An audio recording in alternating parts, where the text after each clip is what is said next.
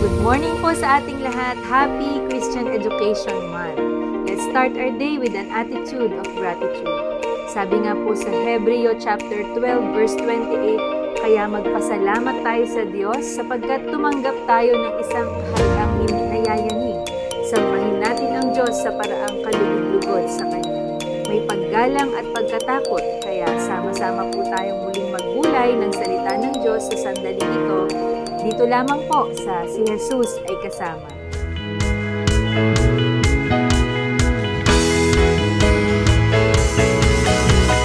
Umagang kay ganda si Jesus ang kasama. Umagang kay ganda si Jesus ang kasama. Umagang kay ganda si Jesus ang kasama.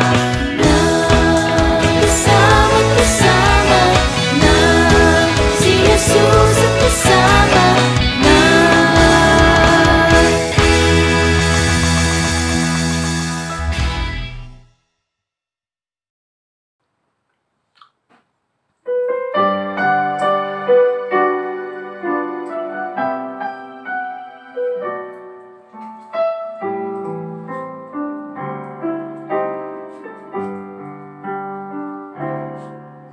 Ako ay bibigyan ng pagkakataon, ulitin pang muli ang panahon.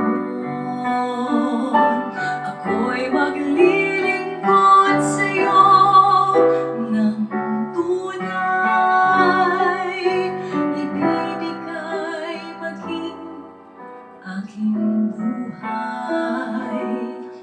Dalangin kong ako'y turuan mo, maging lugod, maging tapat sa'yo. Kahit na kailanman kita'y paglingkuran, dahil ang buhay ko'y ikaw lamang. Nais ko nang alipinin mo ang buhay ko para sa'yo. Sayang lang ang pagkakataon, ito'y di ko nagawa noon. O hindi na maibabalik ang nagdaan, at ngayon ay kailangang tunghayan. Kanyang ihahanda na rin ang bukas. Sa bawat luha ko'y siya ang lunas. Dalangin kong ako'y turuan mo, maging lugod, maging tapat sa'yo.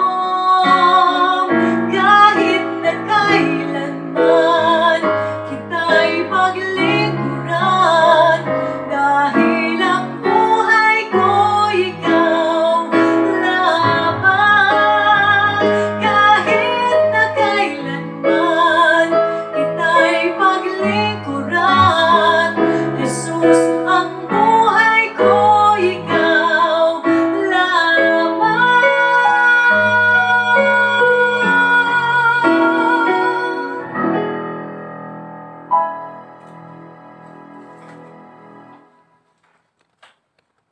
Thank you, Lord, sa magandang awit na hatid sa atin ni na Ate Donna Capili at Maestro Jonel Capili.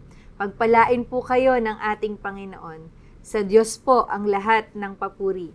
Sana nga po, katulad po ng awit, masabi rin nating, Jesus, ang buhay ko'y ikaw lamang.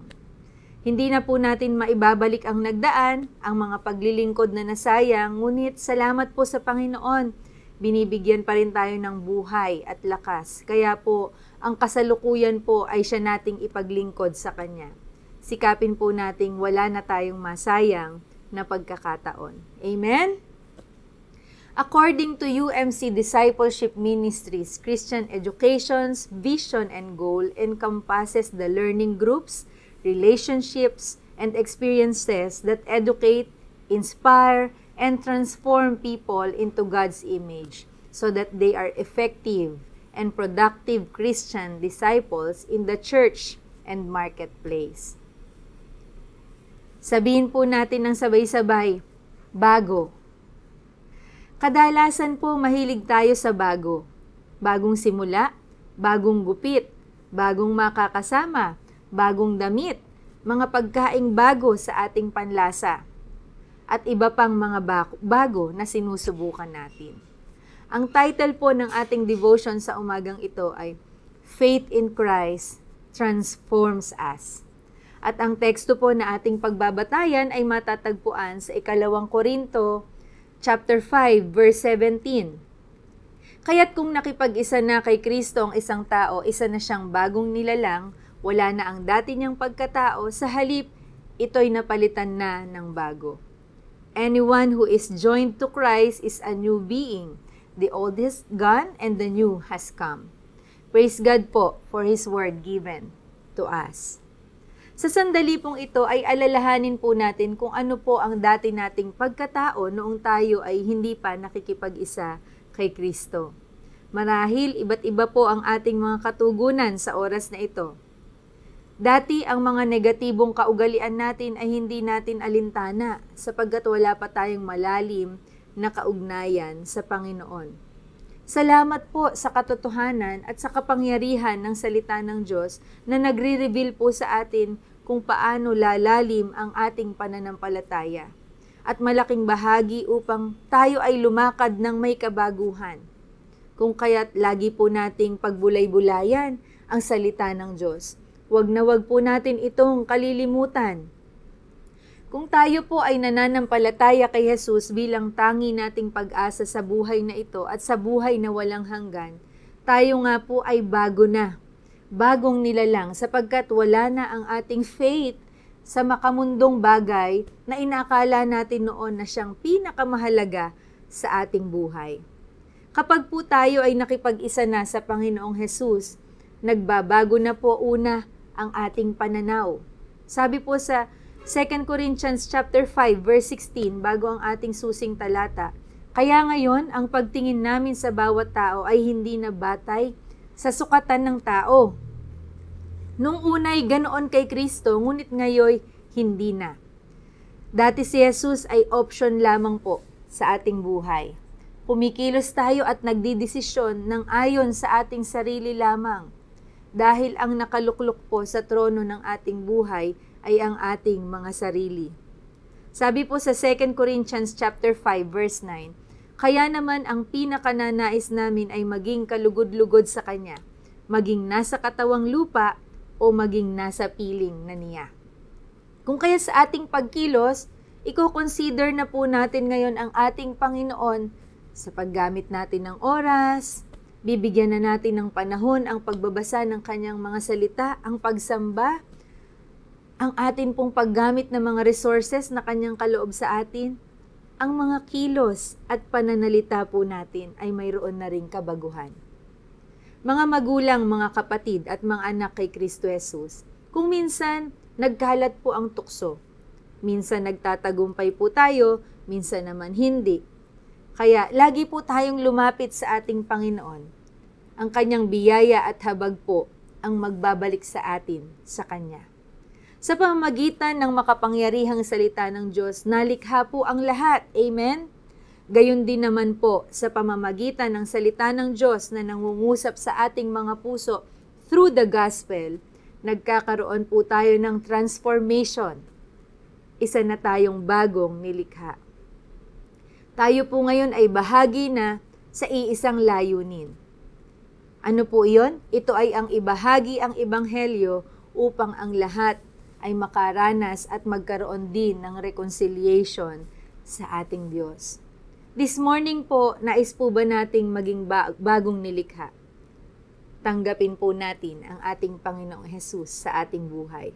O maaari naman pong tayo sa umagang ito ay ipinaalalahanan din na tayo ay new creation na. Ang salita po ng Diyos sa atin sa umagang ito, Anyone who is joined to Christ is a new being. The old is gone, the new has come. Let us put our faith and hope in Christ and ask Him to transform us into His likeness. Tayo po'y manalangin. Muli, Panginoon, kami ay lumalapit sa inyo, nagpapakumbaba.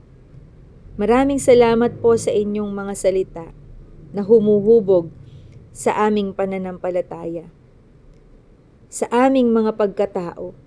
Salamat dahil hindi nyo kami tinitingnan ayon sa aming mga maruruming nakaraan, kundi nakikita nyo kami bilang mga mahal na anak ninyo. Binabago po ninyo kami patuloy.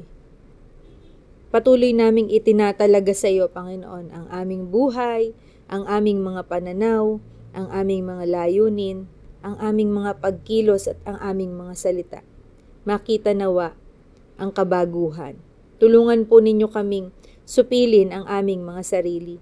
Ikaw nawa ang maging sentro ng aming buhay.